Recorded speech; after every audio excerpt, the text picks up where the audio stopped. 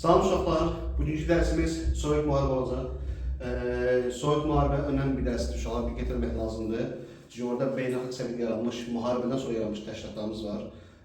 Beynəlxalq səviyyədə təşkilatlar var. NATO'dur, Avropa İqtisadi Birliyidir, qarşılıqlı iqtisadi yardım şurasıdır və s. Və bu dərsimizi diqqətli qulaq asmamız lazımdır, oxumamız lazımdır və qeydlərimizi götürmək lazımdır. Başlayalım uşaqlar. Sovet müharibə deməli, neçənci il baş verib? 1946-dan 1991-ci ilə qədər dövrə əhatə edir Sovet müharibə. Sovet müharibə bildiyimiz, belə deyək də, yarışma kimi yəni. Kim daha güclüdür? Yəni, konkret bir savaş deyil. Yəni, Sovet müharibə daha çox iki ölkə arasında oldu uşaqlar. Yəni, Amerika, burada çox qeyd edək, Amerika Birləşmiş Ştatları ilə SSR arasında baş verən bir savaşdır uşaqlar. Sovet müharibə iki ölkə arasında olub, Amerika ilə SSR arasında olub. Buna biz iki qütb deyirik uşaqlar. İki qütb, iki coğrafi, iki bölgə. İki gücün savaşması deməkdir. Və bu savaşda qələbə qazanan Amerikadır, məğlub olunsa SSR məğlub olur və SSR-in dağılması ilə Sovet müharibə bitmiş olur. Sovet müharibə dediyimiz kimi güc savaşıdır. Kim daha güclüdür, kim daha çox silah istehsal edir, kim daha yaxşı nüfuz edə bilir. Yarışma. Yəni, belə düşünün, Sovet müharibə yarışma kimi bir şeydir. Başlayalım. Demək, Sovet müharibə şu an demək, bildiyimiz kimi 2-ci Dünya müharibəsi bitəndən sonra artıq başlayır. Bildiyimiz kimi faşist bloku təslim olur, məğlub olur. Bu məğlubiyyətdən sonra, ondan sonra dünyada iki əsas güc bölgəyə qalır. Niyə məsələn burada Avropa yoxdur? Çünki Avropa 2-ci Dünya müharibəsində çox böyük tələfatlara səbəb olur. Əsasda bildiyimiz Almaniya məğlub olur, Fransa demək olar ki, işğal məruz qalmışdır. Böyük Britaniya resurslarını çox itirmişdi və bu da təbii ki, Amerika və SSR-nin beynəlxalq səviyyədə dünyada iki güc hakim qüvvəsinin çevrilməsinə səbəb olmuşdu.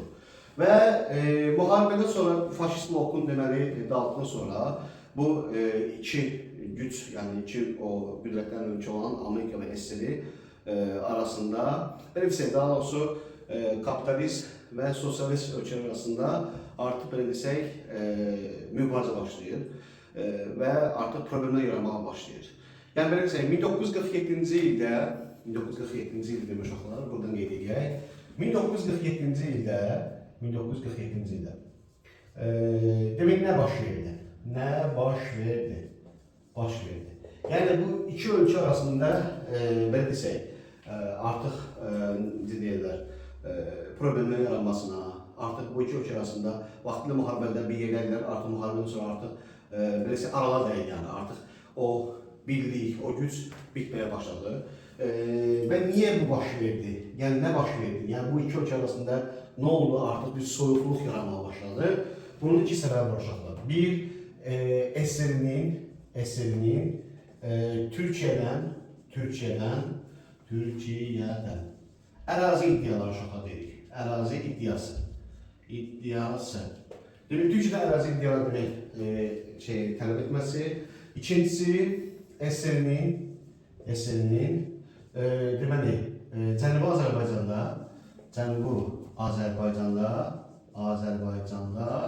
yəni İranda, belə deyək uşaqlar, İranda güc hakimiyyəti qurmaq istəməsi.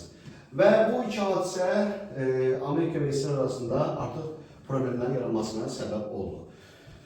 Yəni 1947-ci ildə SSR-nin, daha doğrusu 47 deməyək bunun əslində, tam belə deyək də 46-cı il deyək, çünki Sovet müharibənin başladığı dövrü götürdülər. 1946-cı ildə deməli SSR-nin Türkiyədən ərazi iddiaları tələb etməsi, SSR-nin Cənubi Azərbaycanda, yəni İranda güc hakimiyyəti qurmaq istəməsi artıq bu iki ölkə arasında münasibətlər pisləşməyə səbəb olur.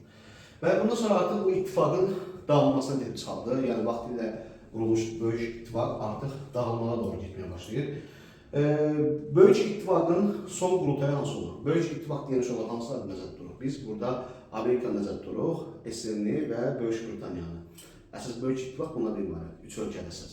Amerikada, SSR-dir və Böyük Britaniya. Demək, Böyük ittifaqın, bu məsələni bitirdik, yazaq bura, Böyük ittifaqın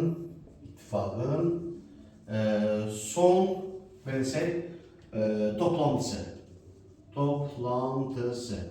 1947-ci il sonra demək baş verir. 1947-ci ildə. İndi bir də çox bundan qabaq bunu vurğulamadım. Sovet müharibəsi burada qeyd etmişdim. 46-cı ildə başladı. Sovet müharibə 1946-cı ildə İngiltərə baş naziri Churchillin Amerikada dəmir pərdə fikrini ifadə etməsi bu Sovet müharibənin başlamasına səbəb olur. 1946-cı ildə Amerikada Böyük Britaniyanın baş naziri deməli komünist ölkələrə qarşı, sosialist ölkələrə qarşı dəmir pərdə ifadəsini işlətməsi ilə Sovet müharibə başlar demiş olar. Sovet müharibə burada zaten qeyd etmişdim. 1946-cı ildə deməli dəmir pərdə olar. Dəmir pərdə adı ilə olar başlayır. Dəmir pərdə o demək çoxlar pərdə deməli. Yəni komünist və sosialist ölkələrə qarşı kapitalist ölkələrə bir dəmir bir pərdə artıq yəni o məcazi məntiq ifadə cümlədir. Deməli fikrini ifadə edir və bununla da artıq Sovet müharibə başlayır. 1946-cı ildə başladı artıq. Yəni 46-dan 91-ci ildir. Deməli Böyük İttifaqın son toplantısı, son qurultayda nə olur? 1947-ci il olur. Deməli bu qurultayda nə baş verdi? Deməli Qərbi Avropanın 1937-də qədər olan sərhədləri bərpa olundu. Bir də SSR 39-40-cı ildə işğal etdiyi ölkələr əlini saxladı. Bəs yəni Böyük İttifaq dediyi hansı ölkələrdir? Amerika Birləşmiş Ştatlarıdır, Böyük Britaniyadır və SSR-dir. Demək, bu üç ölkənin son qrupları, son toplantısı 47-də olur. Bir təkrarlayıram. Deməli, 1937-də qədər Qərbi Avropa sərhədləri yenidən bərpa olundu. Bir də SSR tutduğu əraziləri əlində saxlamış oldu. Və Sovet müharibə artıq bu ittifaqın son toplantısı olur, son qrupları olur. Bundan sonra artıq Sovet müharibə başlar. Yəni vaxtilə bir yerdə olan müharibə bərabər iştirak edən dövlətlər artıq o bərabərçilik bitdi. Və bundan sonra deməli Amerika deməli SSR-yə qarşı verəcək bəzi planlar və tədbirlər görməyə başlayır. Bunlardan bildiyimiz ən önəmli olan demiş olar 1947-ci ildə hazırlanan Marshall, bu hesab bitirdik, bu getdik tutardı. Marshall planı və 1947-ci ildə Truman doktrinası olan Truman doktrinası hazırlanmış olur. Deməli, Marshall planı deməli nə ilə bağlıdır? Truman doktrini nə ilə bağlıdır? Marshall planı dağılmış Avropa iqtisadiyyatını yenidən bərpa etmək və SSR-nin Avropadakı təsirini azaltmaq. Və Truman doktrinası nə ilə bağlıdır? Truman doktrinası isə Türkiyə və Yunanistana SSR-nin təsirini azaltmaq, komünizmin yayılmasını qarşılamaq. Truman Türkiyə və Yunanistana aiddir, Marshall Avropaya. Marshall normal Türkiyə və Yunanistana tətbiq olunur. Amma Türkiyə və Yunanistana əsas bu Truman doktrinası tətbiq olunmuş olur. Buna bir qeyd edirik. Qərb ölkələr, Qərb İttifaqı və bununla da deməli artıq bu tətbiq olunması artıq rəsmi olaraq belə deyək də artıq o Sovet müharibənin belə deyək də ilk artıq qığılcımlar başlamış olur artıq. 46 başlı Sovet müharibə və dəmir pərdə ilə Marshall və Truman'la artıq davam etməyə başlayır. Qərb ölkələr demək artıq birlik və təşkilatlar yaratmağa başlayırlar. Bunlardan ifadə ən önəmli bildiklərimizdən biri 1949-cu il şuarında yaradılır NATO. NATO nə demək olar? NATO Amerikanın və Avropa ölkələrinin daxil olduğu bir hərbi təşkilatdır. Və bu NATO kimə qarşı təbii ki yaradılır? SSR-yə qarşı yaradılır. O sübhənədir. NATO yaradılır Amerikadır, Avropa ölkələrinin bir çox orada daxildir. Əvvəlki dəstə qeyd etmişdim. Bura Türkiyə daxildir. Türkiyə bura daxil olmasının səbəbini əvvəlki video dəstədə etmişdim. Oradan baxıb bilərsiniz. Sonra demək davam edək. 1957-ci ildə isə yaradılır demiş olar, Avropa İqtisadi Birliyi yaradılır. Avropa ölkələri arasında iqtisadi birlik təmin edilsin, görmüş sistemlərini qaydaya salmaq üçün belə bir birlik yaradılmış olur 1957-ci ildə. Bu vaxt demək SSR-nin Amerika və Amerika müttəfiqlərinə qarşı yumuşaq bir siyasət vardı. Çünki niyə? Çünki Amerika atom olmasına sahibidir və SSR-nin ehtiyatlı olmasına səbəb göstərilirdi. Və NATO və Avropa İqtisadi Birliyi yaradılması təbii ki SSR-i cavabsız qoymur. Bu bildiyimiz qərb ölkələrinin olan planlar və taktikalar çoxlar. Gəldik bəs sosialist ölkələr, yəni SSR tərəfindən bəs bunun qarşılığını demək nələr görüldü, nələr yaradıldı. Deməli, ondan sonra SSR və ona tabi ölkələr, məsələn deyək ki, Avropa, Şərqi Avropa bir çox ölkələri artıq sosialist blok ittifaqı yaratmağa başlayırlar. Bu arada onu çox qeyd edək, buradan qeyd edəcəm. 1949-cu ildə SSR rəsmi olaraq atom bombasına sahib olacaqlar 49-cu ildə. Atom bombasına sahib olur 49-cu ildə. Demək 1940-cı illərdə artıq SSR bir çox Şərqi Avropa ölkələrini sosialist blokuna, ittifaqına daxil etməyə başlayır və sosialist ölkələri arasında bir ittifaq yaranır. Demək Marshall planı tətbiq olunmuşdu bildiyiniz kimi. Marshalla cavab olaraq SSR qarşılıqlı iqtisadi yardım şurası yaradıldı uşaqlar. Beləliklə 1949 ilində yaradılır SSR tərəfindən, SSR yardım şurası qarşılıqlı iqtisadi yardım şurası yaradılır. Bunun yaradılmasında nəyə qarşıdır və məqsəd nədir? Marshall planının alternativ olaraq demək olar yaradılır. Amma burada Yugoslaviya bu ittifaqların çoxunu qoşulmur. Yugoslaviya tam kənarda qalır. SSR yaratdığı ittifaqlara qoşulmamağı tərcih edir. Həmin vaxt demiş olar Çində 1949-cu ildə Çin Xalq Respublikası yaradılır. Onun rəhbəri Mao Tse-tsun uşaqlar. Həmin vaxt Çin Xalq Respublikasında komünist hakim gəlməsi və SSR tərəfindən durması təbii ki, Amerika və müttəfiqlərini qorxutmağa başlanardı. Və deməli, 1949-da SSR tərəfindən olmuş hadisələr, demək NATO yaranmışdır uşaqlar. NATO hər bir təşkilatdır bu arada. SSR bəs NATO-ya qarşı hansı təşkilat yaradır? 1955-ci ildə Varşava müqavilə təşkilatı yaradır uşaqlar. Deməli, Marshall alternativ olaraq qarşılıqlı iqtisadi yardım şurası yaradılır. NATO-ya alternativ olaraq Varşava müqavilə təşkilatı yaradılmış olur. Bunlara deyilən SSR-dir. Bunlara deyilsə Amerikadır. Ondan sonra deməli gəldik, bir də burada belə məsələ var uşaqlar. 1948-ci ildə, bunları da qeyd edək. Bunları bildik, bunları dedik. 1948-ci ildə uşaqlar, Çexoslovakiyada komünist çevriliş oluşurlar. Komünist çevriliş baş verdi. Bu çevrilişdən nəticəsində bütün Şərqi Avropa ölkələri artıq SSR-in təsir dairəsində düşmüş oldular. Yəni, bura qədər aydın oldu. Yəni, bu nədən ibarət uşaqlar? Çexoslovakiyada komünist çevriliş olur və artıq bütün Şərqi Avropa ölkələri artıq SSR-in təsir dairəsində. Şərqi Avropa deyən uşaqlar biz xaram nəzər tuturuq. Şərqi Avropa, Latviya, Litviya, Estoniya, Ukrayna, Belorusiya, Polşa, Bolqarıstan, Rumıniya, bunlar Avropanın şərq ölkələri sayılır. Belə. İndi gəldik demiş olaraq soyuq müharibə, birincisi demiş olaraq deməli, qarşılıqlı demək yaradılmış təşkilatlar sonra deyirik. İndi soyuq müharibə dövründə sonra baş vermiş böhrandan sonra başlayacaq. İndi bu hissəni, bu hissə qalsın. Bundan sonra qeyd kimi götürün, yazılı qalsın. Marshall, Truman, NATO, Avropa İqtisadi Birliyi, SSR tərəfindən çoxalanan hadisələr. Bunlar sonra bir qeyd edin, yadınızda qalsın. Əsas hissələrdir. İndi gəldik demiş olaraq soyuq müharibənin əsas demək nə ilə böhranlar. Təbii ki, soyuq müharibə dövründə nə baş verir? Böhranlar baş verir. İndi bu böhranlar hansılarmış olar? Bunları bir dinləyib bu izah edəcəm.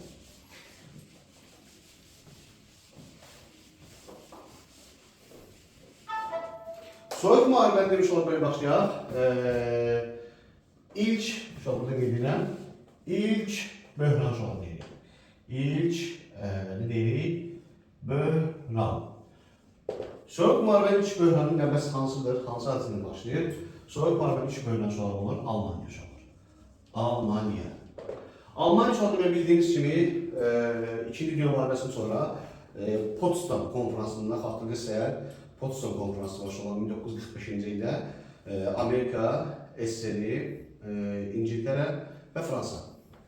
Həmin konferansda Almaniya ərazisini 4 işğal sonrasına bölünmüşdü. Və həmin 4 ölkə Almaniyaya parçalanmışlar, bildiyiniz kimi. Və Almaniya rəsmi olaraq artıq dağılmış, süqut edilmiş bir vəziyyətdəydi. Lakin belə bir məsələ oldu. Amerika bir vaxt gördü ki, artıq SSR, yəni komünizm Avropanın içərilərinə doğru yönəlməyə başlayır və bu da heç yaxşı bir şey deyil. Amerika, Fransa, İngiltərə təklif etdi ki, gəlin biz Almaniyanın bizim əlimizdə olan hissələrini birləşdirək, orada bir Alman dövləti yaradaq. Və bu SSR xoşuna gəlmir. Deməli belə olur. 1949-cu ildə rəsmi olaraq Almaniya parçalanmış olur. Parçalandı. Almaniya parçalanması nə olur? 49-cu il olur. Bəs necə parçalandı? Demək, Amerika tərəfindən yaradılmış Almaniya bölgüsü olur. AFD, yəni Almaniya Federativ Respublikası yaradılır.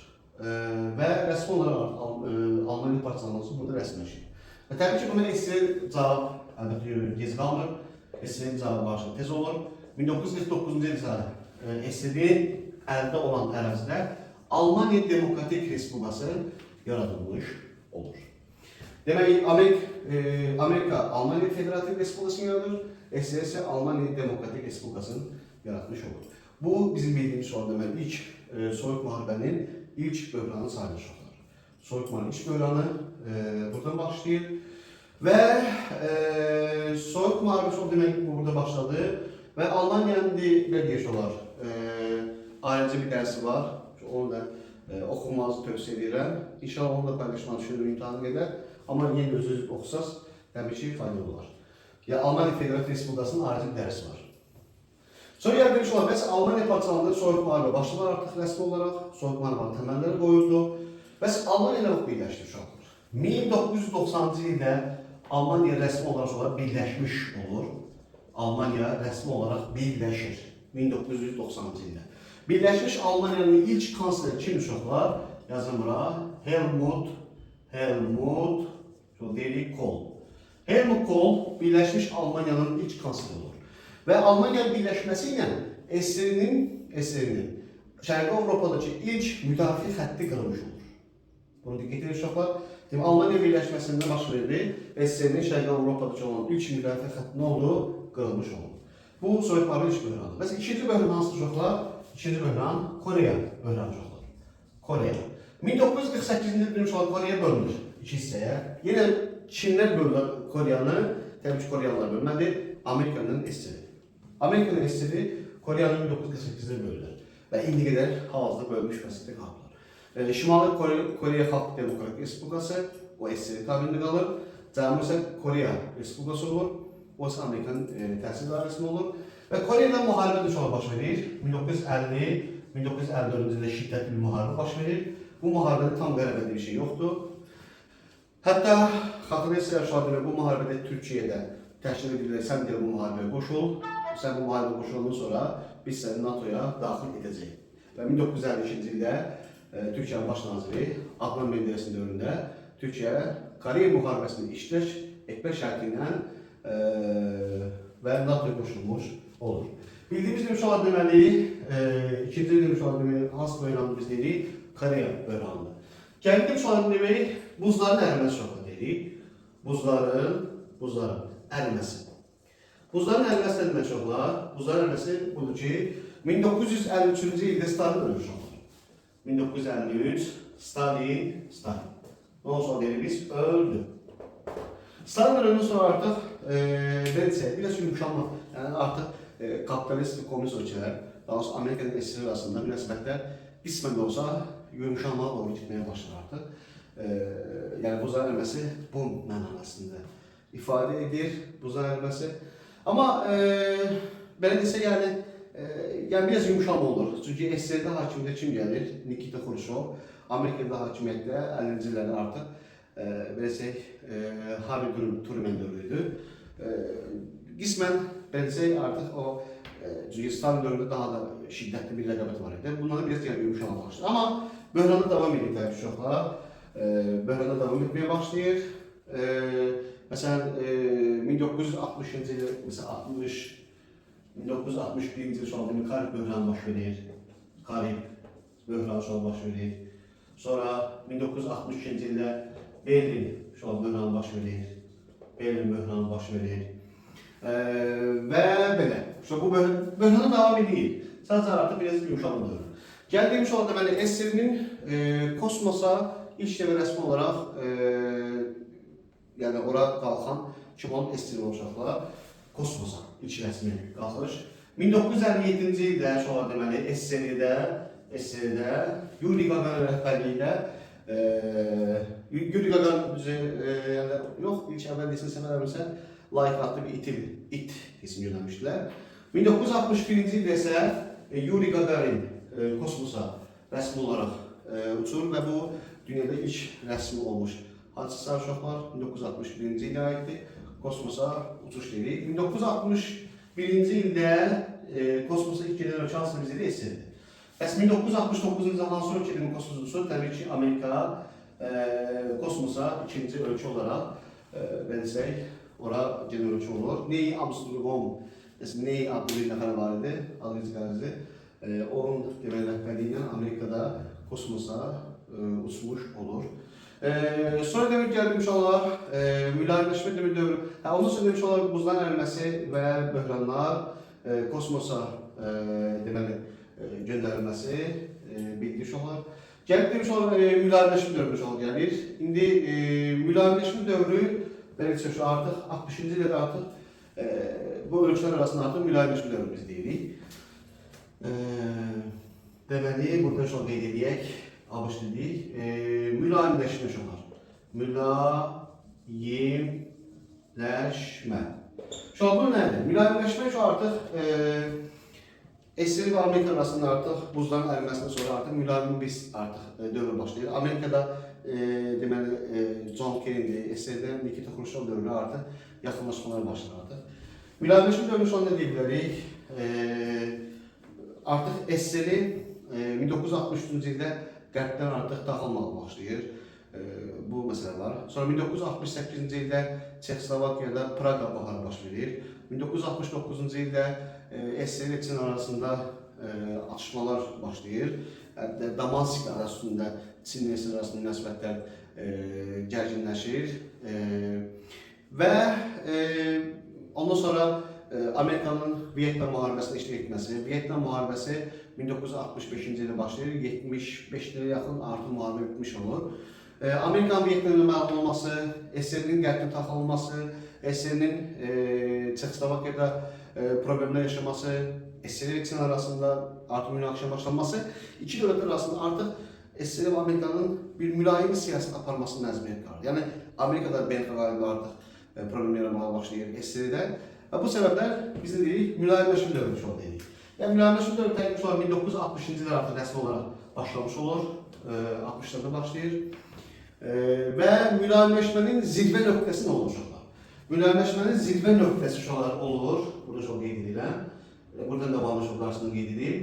Mülayimləşmənin zirvə nöqtəsi 1975-ci ildə uşaqlar ATƏM-in yaradılması ilə başa çatır.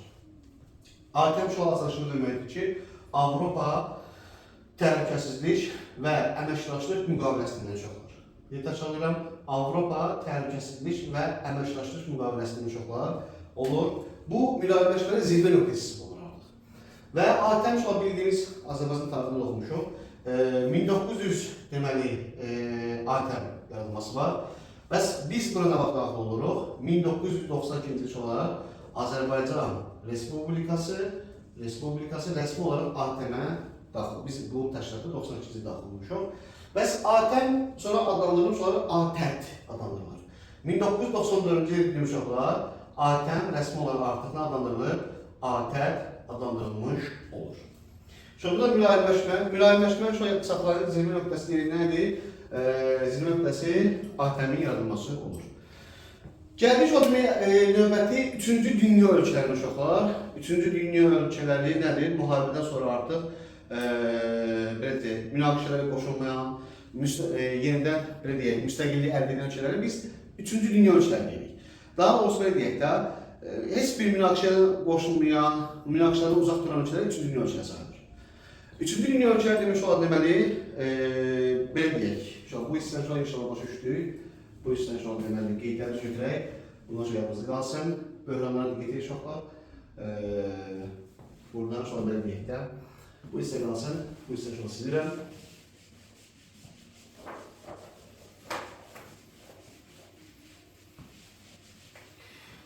Demək olar, gəlin 3-cü dünya ölkələri artıq bu təməl hardan başlamış olar.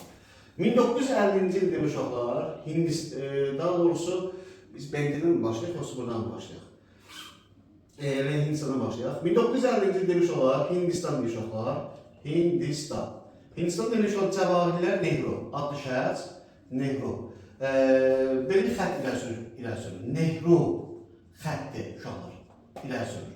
1950-ci ildə Hindistanda çox belə bir hadisə baş verir. Cəvahirlər Nehru Hindistan Respublika elan edir. 1950-ci ildə Nehru xətti adlı bir plan irəli sürür. Öz adıyla oxşar bir şeydir. Nədir qoşulan Nehru xətti? Heç bloklara qoşulmamaq. Yəni NATO-dur, sonra Avropa İqtisadi Birliyidir, ATƏM-dir, sonra Varşava Müqavilə Təşkilatıdır, deyişdir. Yəni heç bir şey qoşulmuruq. Bunu deyirik olan nə? Bloklara qoşulmamaq. Şuna buraya yazıram. Bloklara qoşulmamaq. Şuna. Bloklara qoşulmamaq hərəkəti ortadır. 1955'te olan konferans oldu. Bandung konferansı keçirildi. Bandung konferansı. Konferans olacaqlar. Bu konferansa artıq bu təşkilat bunun rədisiyeti artıq o bu təşkilat böyümə başlayır.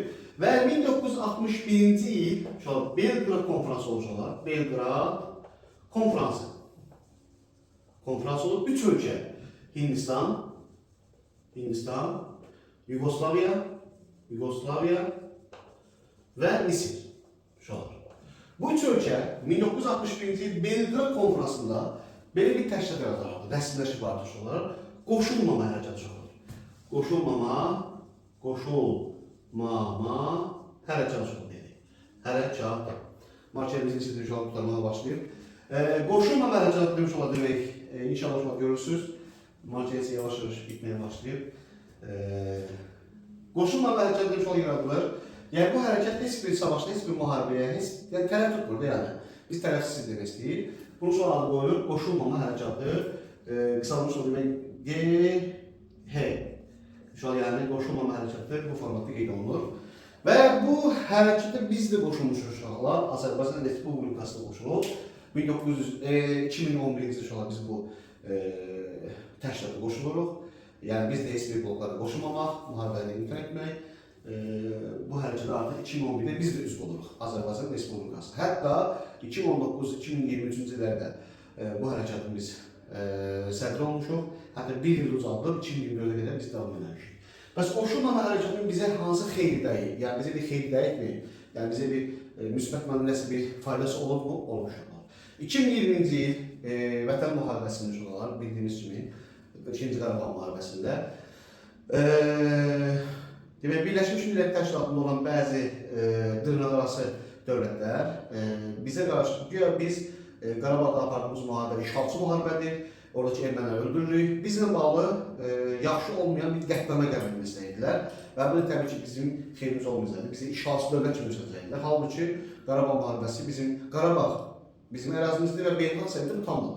Amma baxmayaraq, oradakı bəzi ölkələr bizi işğalçı kimi tapmaq istəyirlər. Amma qoşulmama hərəkatının üzvləri Azərbaycanın bu savaşda haqqı olduğunu və öz ərazisində apardığını və bu savaşda Azərbaycan haqqı tərəf olduğunu dəstəkləmələri və kömək etmələri həmin BMT-dəki bəzi ölkələrin bizlə bağlı qətnamələrin qəbul olunmamasına səbəb oldu. Yəni qoşulmama hərəkatı bizə müsbət mənada belə bir təsiri olmuşdur. Bu qədər uşaqlar, soyuq müharibə uşaqlar böyük bir mövzudur. Bunun ikinci hissəsini paylaşdıracağım uşaqlar. Bu birinci hissəyə görə sonra bu hissədə getirəyim. Ən sonunda bölümləşdirəcəm inşallah. Soyuq müharibənin ikinci hissəsi Allah qoysa, bayaq ərzində paylaşacaq. Olduğu sağ olun.